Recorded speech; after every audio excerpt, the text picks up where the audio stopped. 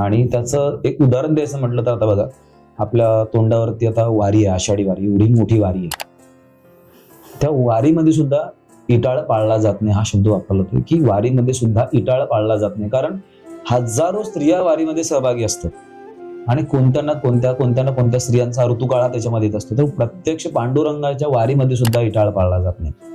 तर हे समजणं खूप गरजेचं आहे की प्रॉब्लेम आहे म्हणून हे करायचं नाही, प्रॉब्लेम आहे म्हणून ते करायचं नाही. खरं तर मला ह्या माध्यमात सांगायला नक्की आवडेल की लोक प्रॉब्लेम आहे असं म्हणतात, पण तो प्रॉब्लेमच नाहीये.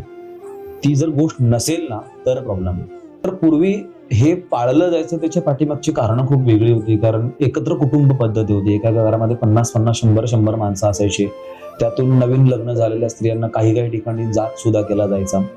अशा वेळेस 50 माणसांची 100 माणसं स्वयंपाक बनवत असताना तिला चुलीसमोर बसायला लागायचं आणि चुलीसमोर बसून 100 माणसांच्या त्या भाकरी भाजणं किंवा तो स्वयंपाक बनवणं, आणि ते सुद्धा ऋतुकाळामध्ये एखादी स्त्री मरून जाईल. आणि म्हणूनसाठी लोकांच्या मनामध्ये भीती घालण्यात आली की जर ऋतुकाळ पाळला नाही तर त्यातनं काहीतरी अशुभ होतं. म्हणजे अशुद्ध लोक म्हणायचे, एखाद्या स्त्रीला ऋतुकाळ आला आणि ती जर एखाद्या नावेत बसली, होडीत बसली की बोट बुडते.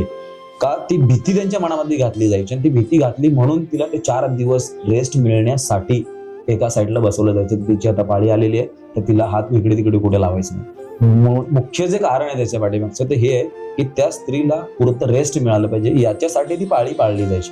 पण अजून लोकांच्या मनामध्ये त्याच्याबद्दलचे वेगवेगळ्या प्रकारचे तर्कवितर्क आहेत.